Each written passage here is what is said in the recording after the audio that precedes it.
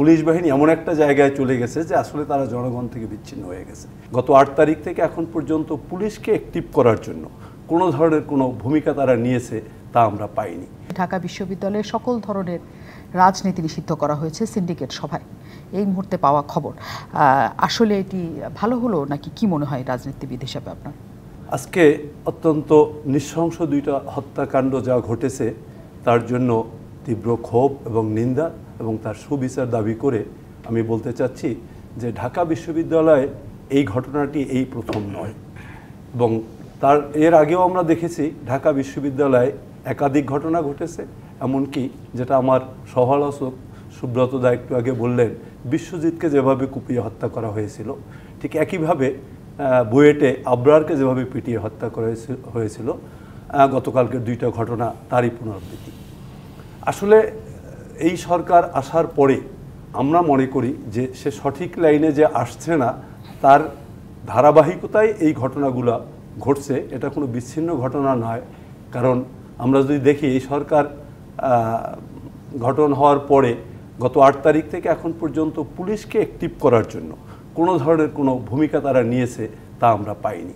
যদিও আমরা দেখি যে পুলিশ এখন বেশ কিছু পুলিশ তাদের কাজে যোগদান করেনি, কারণ হলো এই পুলিশ বাহিনীকে তৈরি করার পর থেকেই আমরা দেখেছি যে বিভিন্ন সময় রাজনীতিবিদদের তারা যখন অপমান অপদস্থ এবং এমনকি নৃশংসভাবে পিটিয়েছে আমাদের সেই জয়নাল আবদিন ফারুক সাহেবকে, তখন তাকে সেই পুলিশ অফিসারকে প্রমোশন দেওয়ার সময় বলা হয়েছিল যে তার যে নৃশংসভাবে একজন রাজনীতিবিদকে পিটিয়েছে তাও বিবেচনায় নেওয়া হয়েছে।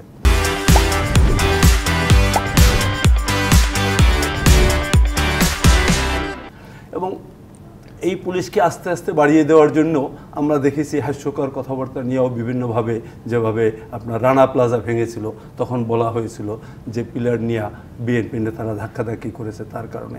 তা আস্তে আস্তে পুলিশ বাহিনী এমন একটা জায়গায় চলে গেছে যে আসলে তারা জনগণ থেকে বিচ্ছিন্ন হয়ে গেছে। এখন এই যে একটি গণ অভ্যুত্থানের পরে যে সরকার এসেছে, পুলিশ তাদের স্বাভাবিক কার্যক্রমে তারা সহজ হতে পারতেছে না, কারণ তারা জানে ইতিমধ্যেই তারা জনগণ থেকে বিচ্ছিন্ন। এই সরকারের প্রথমে উচিত ছিল যে কিভাবে পুলিশকে তার কার্যক্রমে নিয়ে যেতে পারে, কিভাবে পুলিশ অ্যাক্টিভ হয়ে আইন শৃঙ্খলার জন্য কাজ করতে পারে।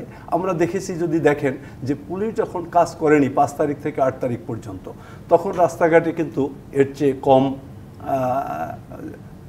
ট্রাফিক জ্যাম ছিল, কিন্তু পুলিশ আসার পরেই আমরা দেখতেছি আবার পুলিশকে ট্রাফিক জ্যাম অনেক পরিস্থিতি বোধহয় আলাদা ছিল অনেকখানি, কারণ তখন মানুষই আসলে গাড়ি নিয়ে বের হয় নাই, তখন রাস্তাঘাটে দীর্ঘদিন বাস চলাচল করেনি, কারণ মানুষজন পরিস্থিতি বুঝতে পারেনি। তখনকার যানজটের সাথে এখনকার যানজটটা অবশ্য তুলনা চলে না, কিন্তু এখনকার যে তীব্রতর অবস্থা, নিশ্চয়ই সেখানে কোনো ঘাটতির জায়গা নিশ্চয়ই আছে।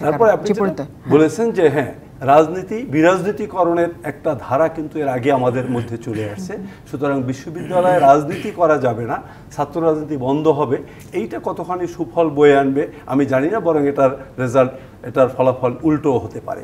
কেমন উল্টো হতে পারে? কারণ বিশ্ববিদ্যালয়ের ছাত্ররা কেউ কেউ অপরাধ করলে অপরাধীর সাজা হতে পারে, কিন্তু রাজনীতি করবে না, কারণ বিশ্ববিদ্যালয়ের প্রত্যেকটা ছেলেই তো বাংলাদেশের আজকে এই অভ্যুত্থানের পিছনেও তাদের অবদান আছে।